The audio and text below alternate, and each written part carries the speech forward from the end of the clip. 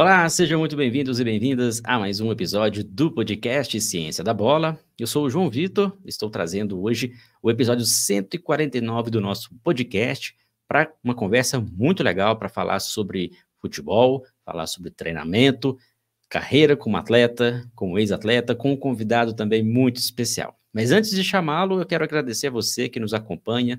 Muito obrigado mesmo. Essa semana a gente recebeu aqui uma notícia interessante e marcante para o Ciência da Bola. Pela primeira vez, a gente atingiu o top 30 na categoria Esportes entre os podcasts do Spotify, concorrendo aí com vários outros podcasts, com pegadas diferentes, outras modalidades.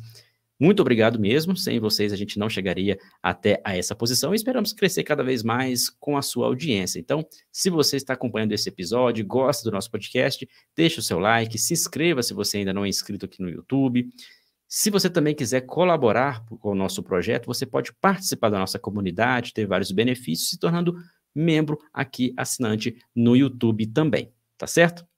E hoje a gente conversa com Diego Coelho. O Coelho, ex-atleta de futebol, com experiências em Corinthians, no Atlético Mineiro, experiências também fora do Brasil. Atualmente treinador de futebol, teve uma experiência bem legal também, recente, no Portimonense, em Portugal. Foi treinador também na base no Corinthians, teve experiência como interino no time profissional do Corinthians, foi treinador aqui no Brasil também, na equipe da Inter de Limeira, no Metropolitano. E hoje a gente vai conversar, entender um pouco mais sobre a carreira do Coelho, como ele pensa e também como foi todo esse processo de transição. Tudo bem, Coelho? Seja bem-vindo ao nosso podcast. Oi, gente, obrigado, viu? Tudo bem, graças a Deus. É um prazer estar falando com vocês. Acompanho bastante, acho bem interessante a maneira que vocês tratam o futebol e é um prazer estar falando com você aqui, amigo. Valeu, Coelho, obrigado aí por estar participando aqui do Ciência da Bola e não sei se é a primeira vez, tá? Mas eu acho que é a primeira vez que a gente está Eu conversando acho que com. é a primeira, É a certeza, primeira vez, primeira. né? Eu ia me Primeira vez lembrar. com o Coelho aqui com a gente. Já fica aí o convite para voltar, mas quero entender um pouco, Coelho, como que é essa vida de ex-atleta, agora como treinador de futebol, uma experiência bacana também fora do Brasil. Você que esteve recentemente em Portugal. Como que foi essa experiência? Depois a gente fala um pouco também sobre essa transição, que já tem um tempinho, mas é importante, porque tem muitos jogadores de futebol que também nos ouvem e pensam em seguir caminho parecido como você, de virar treinador. Bicho, é algo assim que já vinha de muito tempo, né? Então, desde quando eu jogava, eu já tinha essa situação, esse pensamento. Então, não foi de um dia para noite. E aí eu começo numa situação de interino no Corinthians ali, né? Tudo muito rápido, porque eu estava no sub-20 do Corinthians, né? E ali começa o entendimento realmente do que é cuidar de um ser humano chamado jogador de futebol. Então, foi onde eu consegui trilhar ali um caminho, vendo aqueles jogadores ali jovens com tanta dificuldade extracampo, e é ali que eu começo a entender que realmente o que é necessário ser feito no nosso futebol, no futebol brasileiro, né? E tendo essa experiência no sub-20, depois vou profissional do Corinthians e acabo indo para Portugal, onde as coisas são diferentes. Culturalmente falando, é muito diferente. Uma série de situações que a gente não se preocupa tanto extra-campo como a gente se preocupa aqui no Brasil, né? Então, a gente já tem essa diferença, né? Fiquei lá quase quase três temporadas, acho que foi isso. E uma situação muito bacana de aprendizado, né, cara? A gente tem uma visão completamente diferente do que acontece, principalmente aqui com o nosso país, a gente estando fora. É estranho isso, é complexo isso, mas a gente começa a entender o porquê das coisas não funcionarem tão bem, às vezes, aqui no Brasil, né? Aí tem o nosso jeito, mas realmente as coisas lá funcionam de uma maneira mais simples e, digo, em comissão técnica, mais organizadas, né? Então, tem uma situação que realmente a gente consegue trazer de lá. Não tem muita diferença, porque o treinador brasileiro é tão bom quanto o português, mas aquela situação de as coisas de fora sempre tem um pouquinho, um quesinho a mais, né? Então, é por isso que a gente sofre um pouquinho aqui no Brasil, mas de aprendizado, de situação de jogo, de situação extracampo, digo, com reuniões com comissão, lidando com um clube que tinha um dono, também era muito difícil de você entender, né? Porque as coisas não funcionam como num clube. Agora que está mudando as coisas no Brasil, mas tinha um dono e esse dono realmente sabia organizar as coisas, então você tinha que prestar conta para esse cara, para essa pessoa. Então, realmente era uma empresa onde as coisas estão chegando aqui no Brasil e só vejo melhoras, e eu tive a oportunidade de passar isso durante 2, 3 anos. Interessante, Coelho, você teve experiência aqui no Brasil como atleta, também jogou fora, né? Teve experiência na Itália, também na Turquia. E quando faz essa mudança você se aposenta dos gramados e vai para o campo para ser treinador, normalmente muitos profissionais continuam no Brasil. Você teve experiência no Brasil, mas foi para fora. E hoje a gente vê um processo ao contrário de muitos portugueses vindo trabalhar no Brasil. E você fez o processo contrário, que é minoria, né? São poucos que fazem isso. Queria saber como que foi a recepção deles, dos portugueses, tendo um brasileiro trabalhando aí à frente de uma equipe. É diferente como atleta, né? Como atleta, você realmente chega num lugar e você é recepcionado de uma maneira que acho que nem dentro da sua casa você é tão bem recepcionado assim. Agora, como treinador de futebol é difícil, é complicado, ainda mais no país onde se tem ali treinadores que chegaram aqui no país, que chegaram aqui no Brasil e venceram. Não foram muitos, foram poucos, né? Mas venceram aqui no Brasil. E, e tem uma questão de uma situação muito fechada entre eles. O português ele é muito fechado. Para você ter uma ideia, eu passei quase 3 anos lá tentando fazer a minha licença UEFA e foi completamente impossível eu tentar me inscrever. Eu não conseguia me inscrever na licença UEFA. Só para a gente ter uma noção de como Qual é que muito era difícil realmente. o critério para se inscrever? Eu tinha que ter a licença Pro, a da Comebol, licença Pro do Brasil, da Comebol, isso tudo eu tenho, né? As coisas a gente tinha, aí tinha que ter mais não sei quantos anos como treinador principal no seu país, sendo que eu tinha acabado de terminar a minha carreira como atleta e eu tinha que ter mais de 5 anos Não tinha nem como, como né, acontecer isso, né? era impossível, treinador no meu país, e uma série de outros requisitos que era assim, eu não entendia muito bem, e nem o clube, nem o Portimonense na época, entendia muito bem o porquê do travamento, né? Por que que eles não deixavam. E, na verdade, a gente entendia que eles não queriam realmente que o brasileiro tivesse esse acesso, tivesse essa licença UEFA, essa licença Pro, licença A da UEFA, enfim.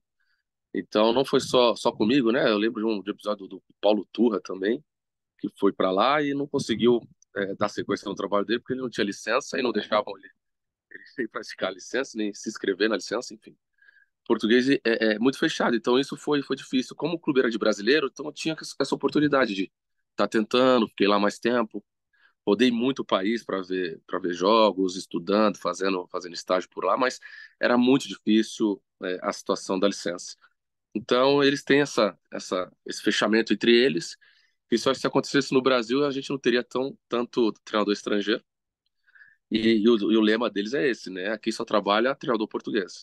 E a gente tem que acatar a decisão de um país que não é nosso, né? E tentar uma brecha de uma maneira ou de outra. Mas infelizmente a gente não consegue, é muito difícil. E foram 3 temporadas, né, depois que você conseguiu, foram 3 temporadas aí de bastante Então aí, aprendizado. O que que te chamou a atenção? Você citou que é um pouco diferente o trabalho, mas o que que de mais diferente assim, você percebe? o que eu vejo de mais diferente realmente é a quantidade de integrantes de comissão técnica que eles fazem.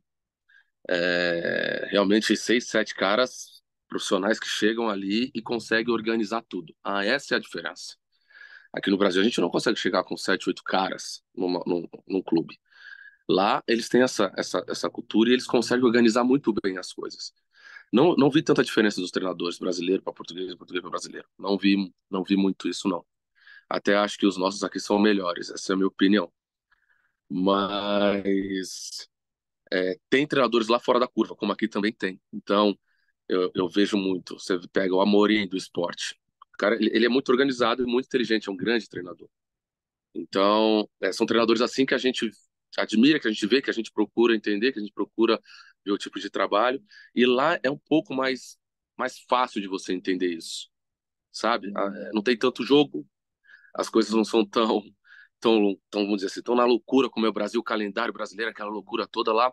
A gente consegue analisar, a gente consegue fazer uma pré-temporada e a gente consegue ver o trabalho do treinador que está há mais tempo. Então, essa é a diferença. Tudo lá tem um tempo. E aqui no Brasil a gente tem tempo praticamente para nada, né? Então, É isso que me chamou muita atenção. Então a gente vai fazer por exemplo, lá em Algarve vai muito time, né? Vai muito clube fazer pré-temporada. Então a gente via muito trabalho dos times portugueses, times de fora, tinha amistoso. Então a gente sabia como funcionava aquele tipo de jogo, aquele tipo de sistema, sabe?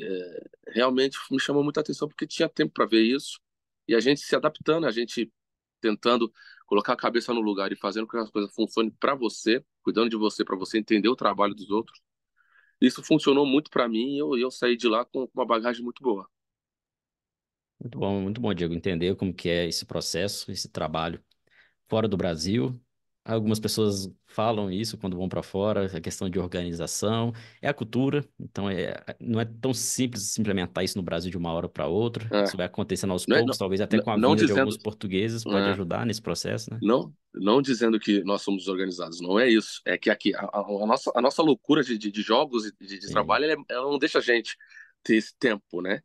E vindo, acho que para mim a grande situação foi do Jesus, né? Jorge Jesus veio para cá e ele realmente trouxe coisas boas. O Abel também trouxe coisas boas, né? Então,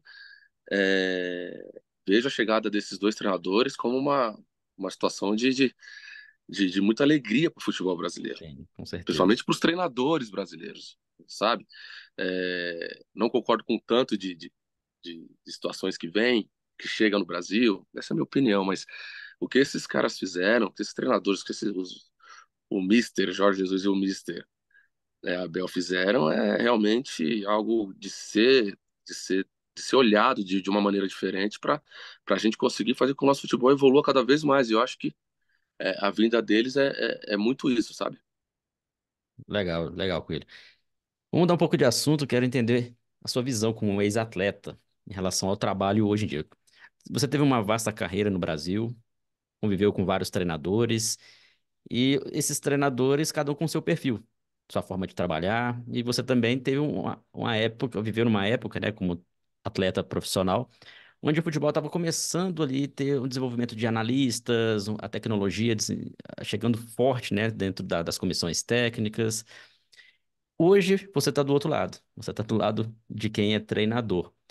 Você sente muita diferença no trabalho do treinador há 10, 15 anos atrás? Hoje, realmente, o futebol ele é mais estudado ou apenas uma percepção de quem está fora que vê e pensa que lá no passado era diferente, hoje tá uma maneira mais diferente ainda? Como atleta, a gente demora um pouco para perceber algumas coisas, né? O primeiro ponto é esse. Hoje o atleta de 20, 21, 22 anos, ele consegue já perceber muito mais aquilo que eu percebia com 20, 21, 22 anos de idade.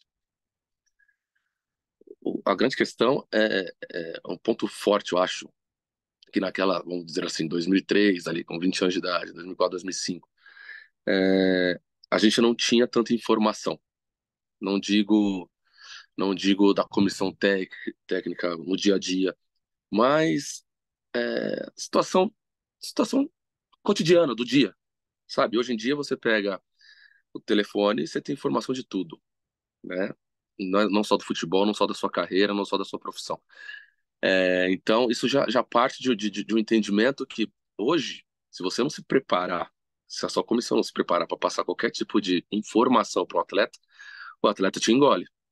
O atleta ele consegue dar uma volta em você e realmente te indagar em várias situações, em vários questionamentos. E ali vai debatendo.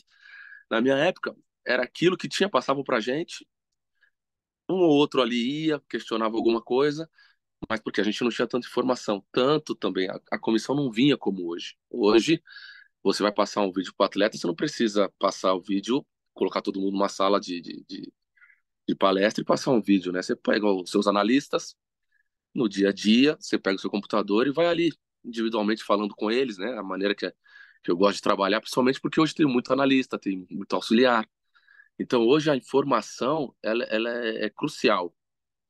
Lá atrás, a gente jogava realmente futebol. A gente ia, tinha o básico ali e era muito voltado por teu time, né? Você voltava para você, então, ó, vamos fazer isso, vamos fazer aquilo. As coisas não tinham tanta informação. E hoje, eu digo que é mais fácil você jogar futebol mas se você tem uma comissão que te passe as coisas da maneira correta, e aí você consegue evoluir seu potencial. Então, a comissão hoje ela é muito importante, mais importante do que há 20 e poucos anos atrás. Tem muita diferença, realmente faz muita diferença. E quem vê de fora pode ter certeza que realmente é isso mesmo. Não é só você entrar lá, fazer um treinamento, ir para casa, ou fazer um jogo e ir para casa. Não, as coisas são estudadas hoje. E isso que me deixa mais feliz, porque o Brasil está trazendo isso. O Brasil tem isso.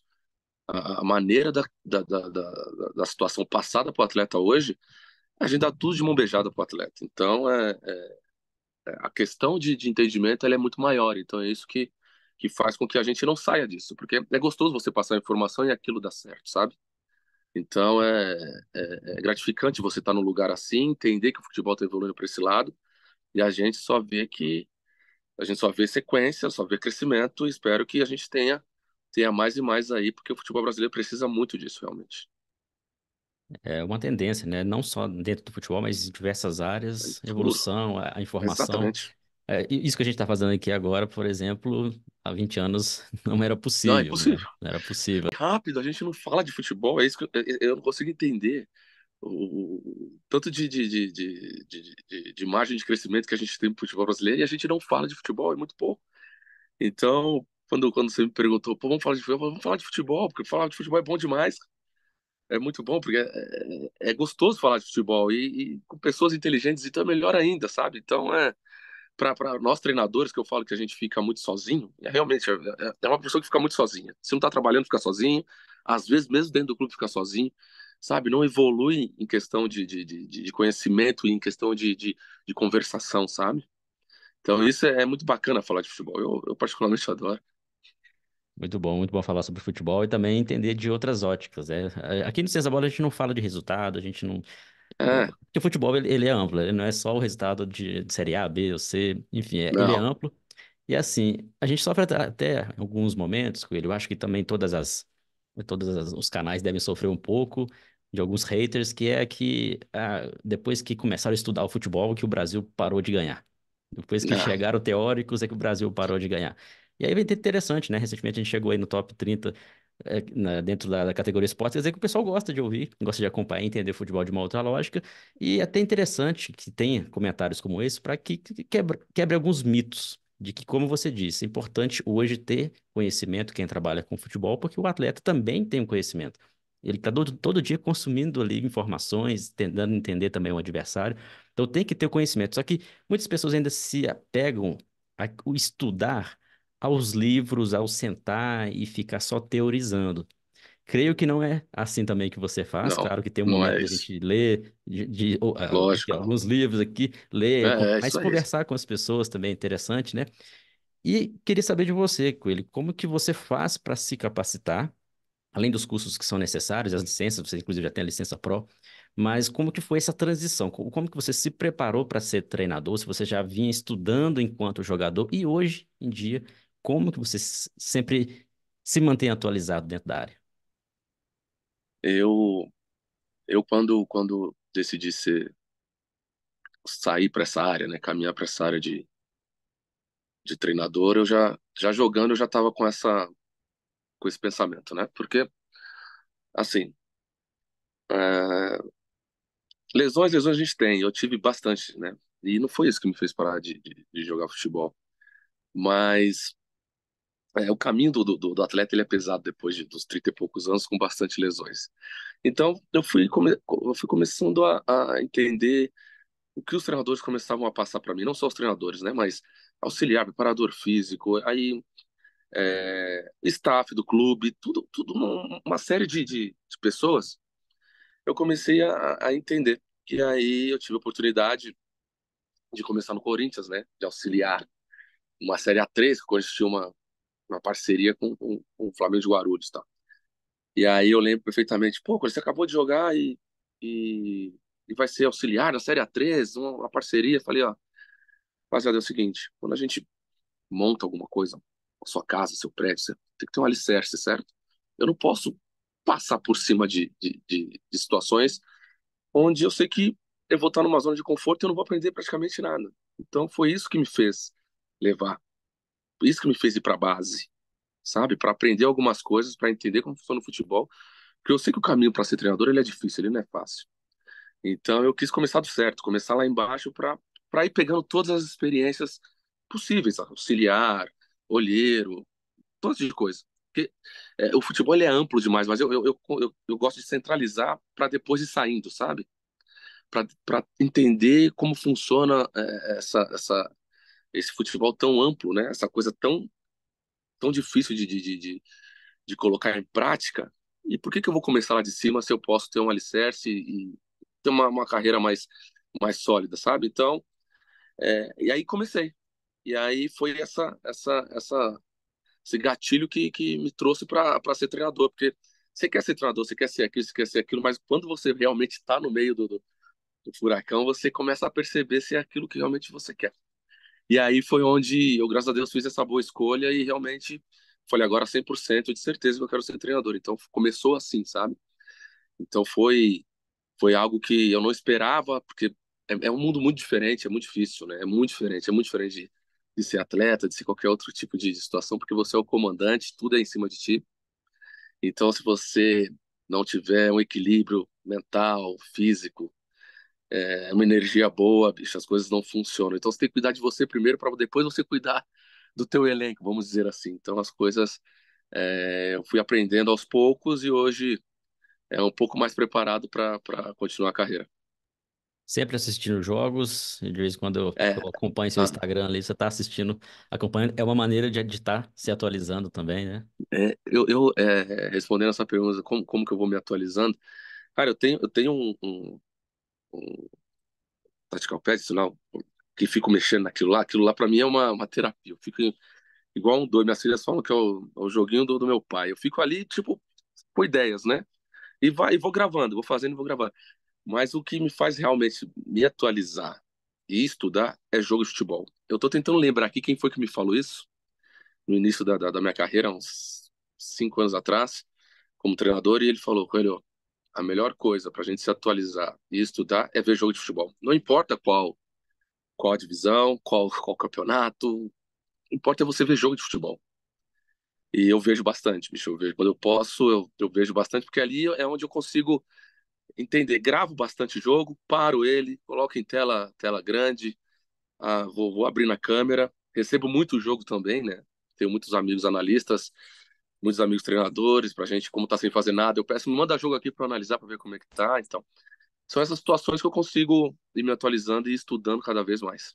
Uma pausa no episódio do podcast para fazer um convite especial para você. Se você estiver ouvindo ou assistindo esse episódio ainda no mês de setembro, lembre-se de que estão abertas as inscrições para o novo curso ao vivo do Ciência da Bola. O curso Criação e Organização de Exercícios de Treinos Técnico-Táticos no Futebol, com 3 grandes nomes: Fábio Matias, Fred Falcone e João Machado. Serão 6 aulas ao vivo, todo o conteúdo ficará gravado para os inscritos nessa turma. E além disso, se você participar dessa turma, você recebe aí mais 2 benefícios. Você tem direito a participar da nossa comunidade de ciência da Bola Lab de forma vitalícia. Além disso, você também terá acesso a 1 ano da plataforma Planejador de Treinos para auxiliar no seu dia a dia. Então, é sim um curso muito interessante. Algumas pessoas já estão se inscrevendo, então participe dessa turma também. Lembrando, o início é no dia 14 de setembro, a primeira aula. Claro que você pode entrar em contato com a nossa equipe. Tem um link aqui na descrição para você dar uma olhada e também durante o episódio vai aparecer um QR Code na tela. Conto com você nessa turma. E o que você vê de diferente, taticamente, com base no que você viveu como atleta e hoje, no futebol brasileiro? Depois também, se você quiser expandir, o que você vê Mas também no vamos, futebol europeu. Mas o que de diferente taticamente ali, seja sistemas, ou seja também características de jogadores. hoje o entendimento do jogador ele é maior. Principalmente vamos falar daqueles jogadores medianos, tá? O entendimento de jogadores medianos hoje é muito melhor do que os medianos de um tempo atrás. Os fora de série a gente não precisa nem falar, porque os caras realmente eram fora de série. Pode ser daqui a 20 anos ou 20 anos atrás, vai ser sempre fora de série. Mas isso traz uma situação, taticamente falando, para o futebol brasileiro melhor. O futebol brasileiro, taticamente, ele melhorou muito. Melhorou realmente.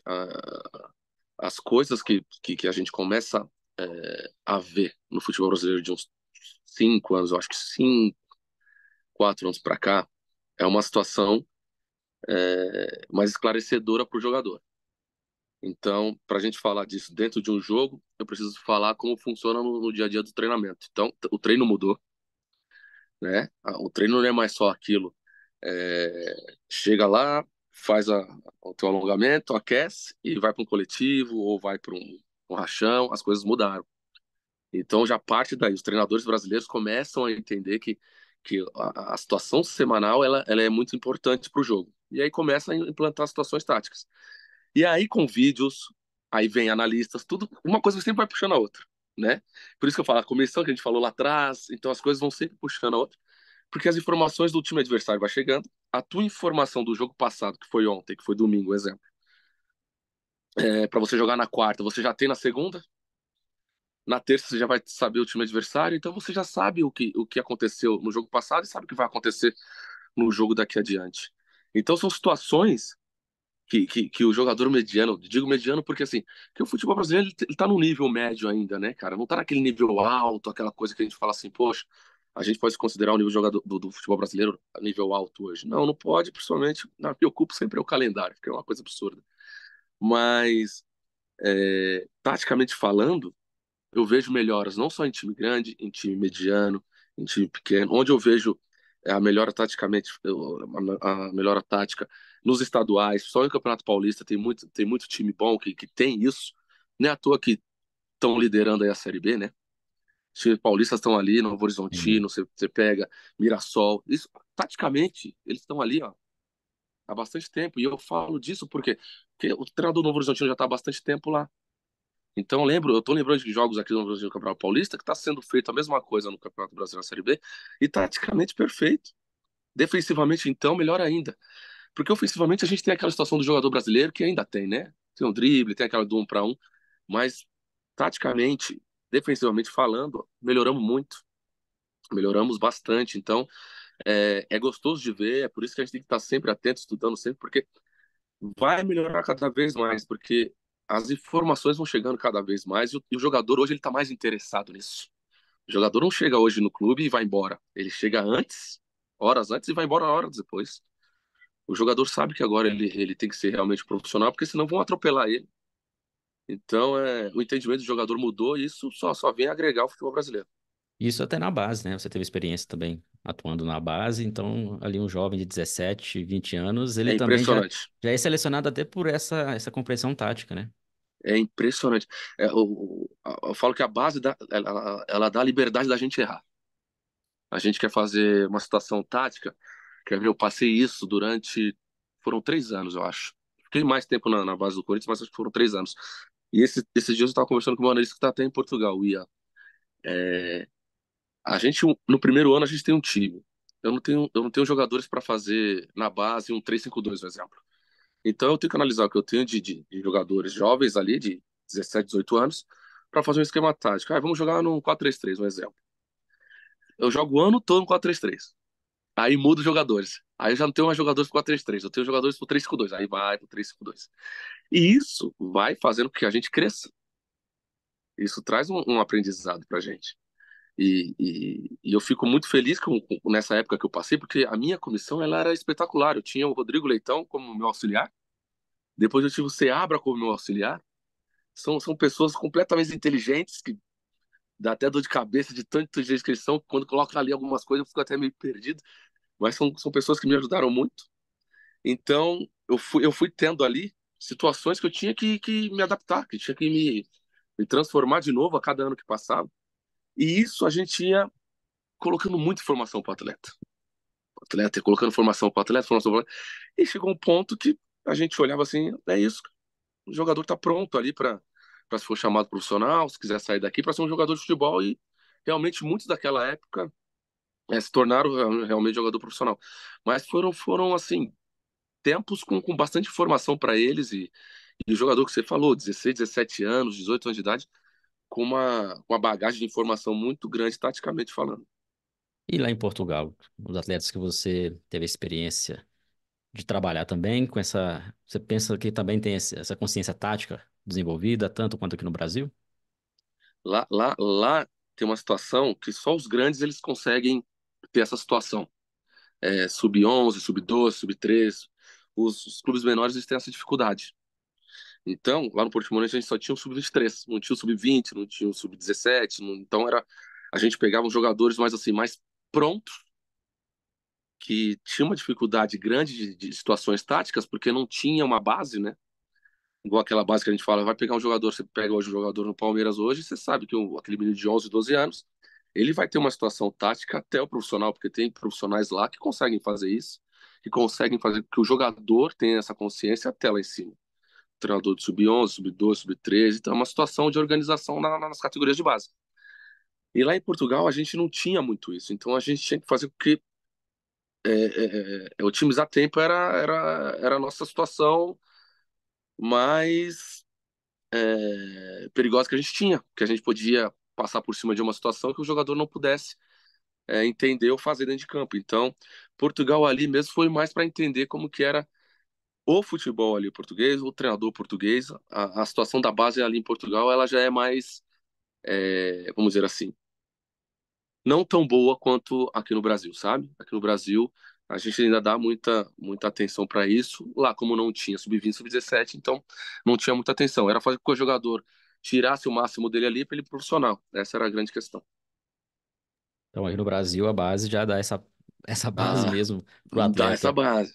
chegar ao Tem clubes profissional, que né? tem clubes que poderiam, né, fazer um pouco mais, mas as coisas, o exemplo parece que as pessoas não querem enxergar.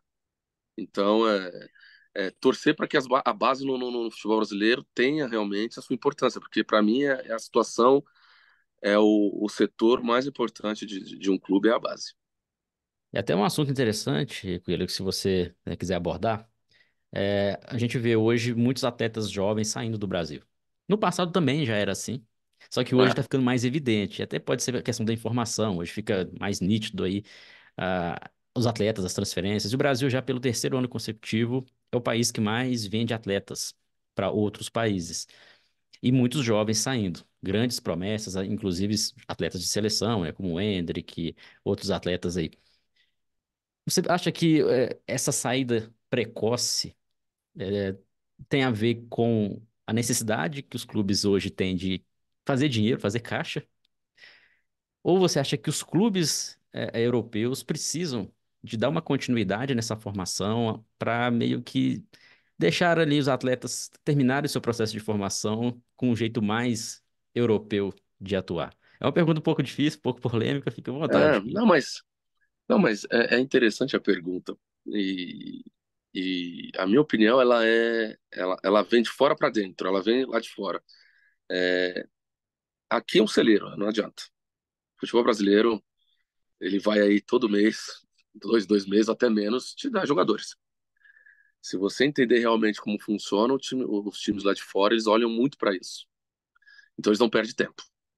Eles podem ter os melhores jogadores na mão, mas eles vão querer sempre os melhores que estão aqui. E aí parte de uma situação. Esse é o primeiro, esse é o primeiro ponto. O time de fora sempre vai querer, quanto mais jovem, melhor para eles. Porque eles querem fazer com que as coisas funcionem futuramente para o time. E se tem situação financeira para trazê-los, né, para levá-los embora, eles vão fazer realmente. Então isso já começa de fora para dentro. A outra situação o futebol brasileiro ele tem uma situação que a gente não consegue controlar. O jogador vai aparecer, vai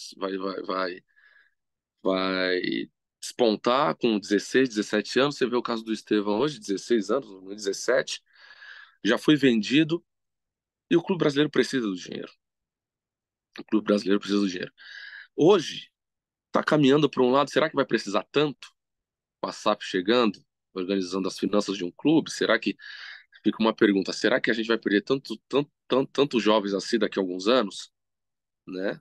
Porque é algo que sai realmente do contexto de tanta perda assim de jogador jovem. Mas o clube faz a necessidade, e a necessidade é vender o jogador, e aí junta a fome com a vontade de comer. E o europeu querendo cada vez mais jovem, e os melhores jogadores do Brasil hoje tem 18, 17 anos, vai dar tudo certo. Então parece que uma coisa junta com a outra. Só que quem perde com isso é o futebol brasileiro, como sempre. E aí vão reclamar, o futebol brasileiro tá com nível baixo. Ah, o futebol brasileiro tá difícil de ver. Claro, gente, a gente joga muito e os melhores jogadores vão embora cedo.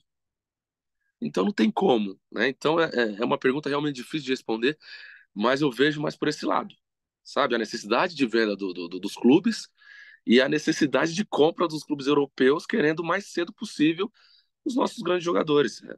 É o ponto isso. E até há certa discussão, né, que estão formando atletas para a Europa, que está deixando de ter a essência brasileira. E não concordo muito, né, em relação a Não, isso, porque a também gente não. continua sendo celeiro, como você disse. A questão é que tem essa necessidade de vender.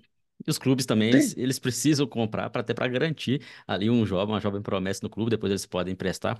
E aqui no Brasil está acontecendo um processo também que talvez poucos estão percebendo. Não acredito que seja um processo negativo, que é a chegada de muitos atletas sul-americanos nos times profissionais.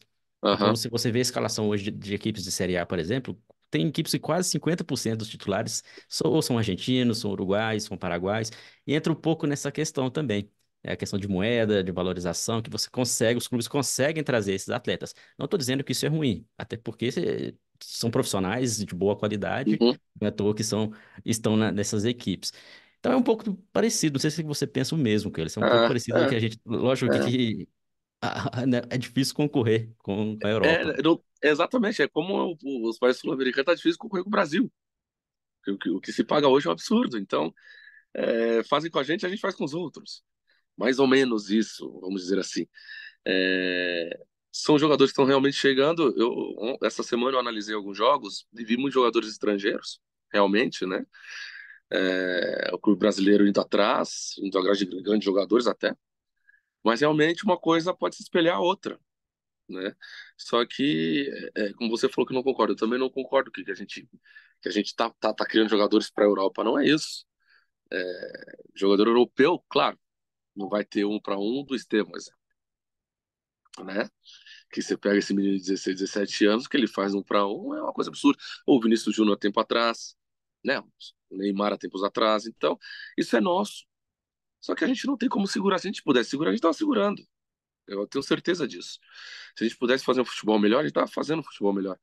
Mas algumas coisas podem mudar, podem mudar. Mas é aquilo, é deixar o tempo levar, porque a gente não pode controlar tudo, né? Então, mas que uma coisa está espelhando a outra, a gente trazendo jogadores de fora, principalmente sul-americanos, para cá, por causa realmente da moeda, porque realmente está se pagando uma quantia muito boa para jogador. Tá acontecendo também o que acontece com o Brasil. Muito bom falar sobre diversos assuntos, né, dentro do futebol, acaba que um assunto vai puxando o outro, Ah, vai, não tem jeito. a gente vai tentando aí falar de diferentes áreas. Para a gente caminhar para o final, da nossa conversa, quem está ouvindo e assistindo a gente, está gostando aí do episódio, deixa o like, deixa também seu comentário aqui, muito importante. Também sua opinião, se você concorda ou discorda do que a gente está falando aqui, sempre importante aí ouvir É a sua bom. opinião. Coelho, sobre treinamento, é algo que você disse que é um pouco diferente hoje, os atletas também têm uma consciência mais aprimorada em relação tática. A questão das habilidades dos atletas, acredito que não tenha tanta diferença assim. Atleta brasileiro, a essência técnica do brasileiro. O físico, principalmente, a gente sabe que isso é Aham. essencial. Só que a união disso tudo, técnico, tático, físico, até do psicológico, a entrada de profissionais que não são ex-atletas, como você citou alguns, o Seabra, o Rodrigo Leitão, que você teve o prazer de trabalhar, a experiência de trabalhar com eles. Essa junção de ex-atletas trabalhando, de não ex-atletas trabalhando, diferentes áreas, diferentes cenários, e quem está na ponta é o treinador. Ele que está organizando o processo, ele É. que faz a comunicação ali com todas as áreas, com os atletas. É um desafio, creio que seja um desafio, mas também, ao mesmo tempo, mostra um pouco da competência do treinador de futebol hoje em dia, independentemente do nível, se é base, se é profissional.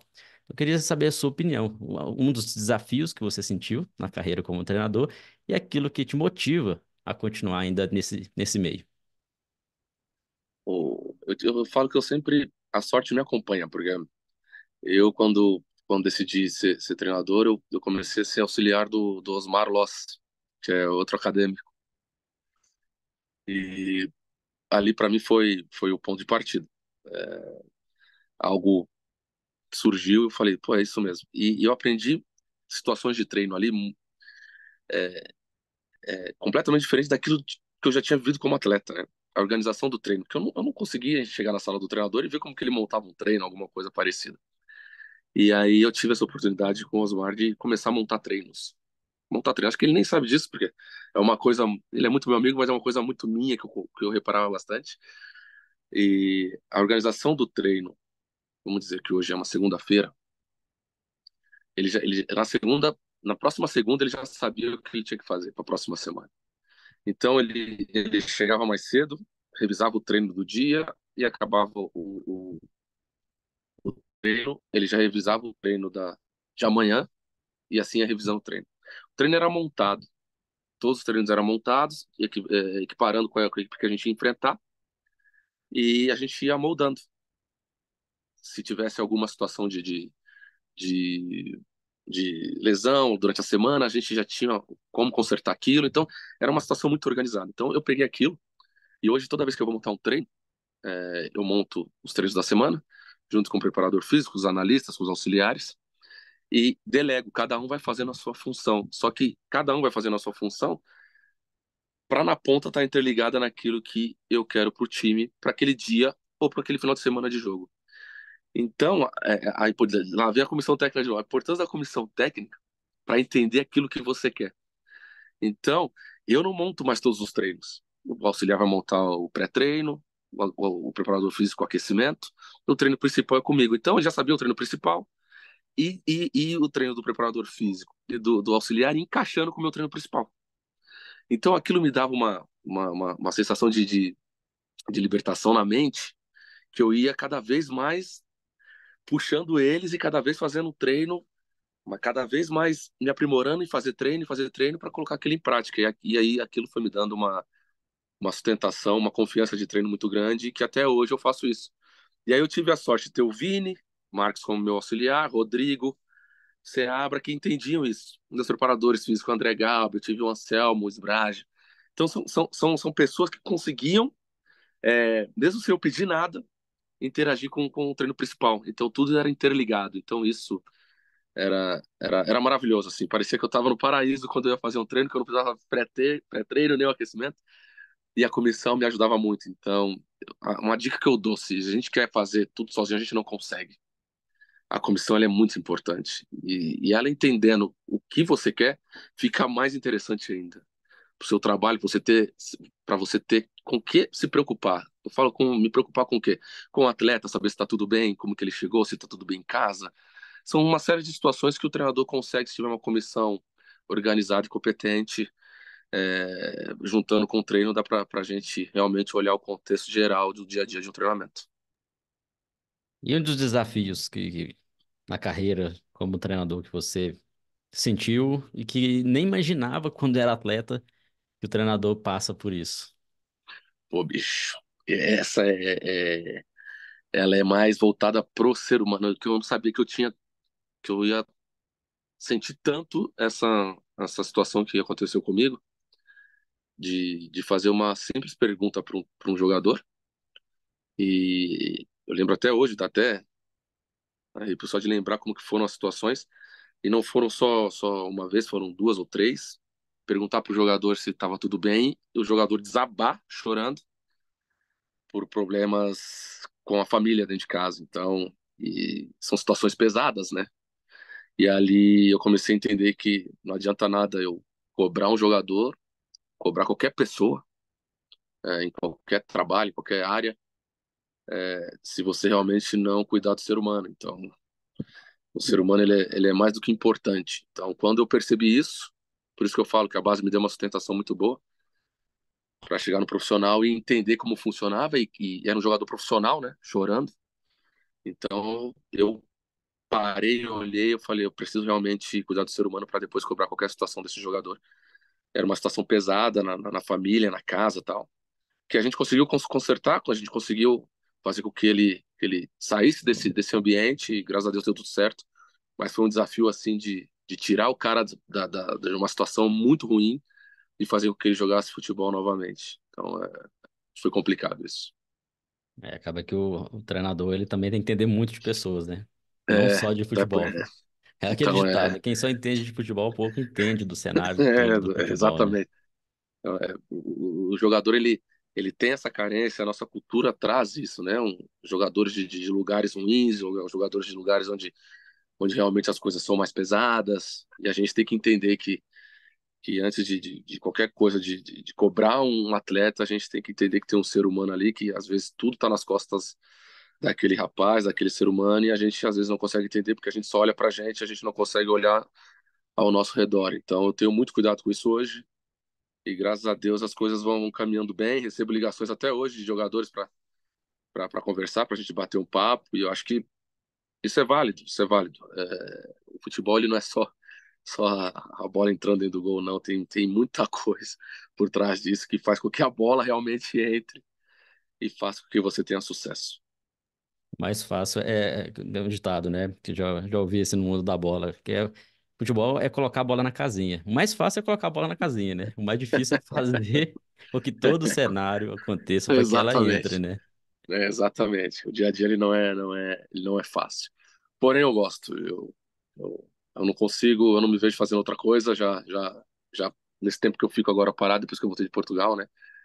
Começa a se questionar muitas situações, questionamentos, respostas que não vêm, enfim, tempo que você tem que dar tempo ao tempo, mas você não se vê fazendo outra coisa. Então é uma coisa que você ama e podem falar o que for, mas a gente vai insistir, e se não der certo, a gente tenta de novo, e é assim que funciona. Legal, Coelho, muito bom o nosso bate-papo. A gente está caminhando aqui para o final desse episódio 149 do nosso podcast. Foi um prazer conversar com você, entender todo o cenário da sua carreira como atleta, a transição para treinador, o seu momento atual também, seu pensamento, principalmente em relação ao futebol. Creio que você vai ter bastante sucesso ainda como treinador. A gente vai estar acompanhando. Já fica Obrigado, o amigo. convite para você voltar aqui, para a gente Ah, voltarei, conversar daqui certeza. daqui a um tempo para a gente entender também, né, as mudanças que vai acontecendo dentro do futebol. Desejo sucesso Exato. nos próximos passos na carreira. E quem quiser entrar em contato com você ou te seguir aí nas redes sociais, como que o pessoal te encontra? Cara, eu tô no Instagram, né? Sempre essa ferramenta maravilhosa que a gente fica ali estudando, fazendo tudo. É Diego Coelho 83, né? Diego com Y. E, bicho, foi um prazer, viu, cara? Foi muito bacana falar de futebol, é sempre bom, eu adoro. Voltarei sim, se Deus quiser, e parabéns pelo programa, parabéns por tudo que vocês vêm fazendo pro futebol. As pessoas vão realmente falar, vai ter gente que não vai gostar, mas deixa isso pra lá, é bom também escutar. Mas parabéns, parabéns, eu vou acompanhando sempre. Valeu, sucesso, Diego. Obrigado pela audiência de todos. Espero vocês no próximo episódio. Não se esqueça, então, de deixar aqui o like, quem ainda não deixou o like. Quem chegou aqui pela primeira vez, se inscrever. É muito importante você se inscrever para acompanhar os outros episódios também. Grande abraço.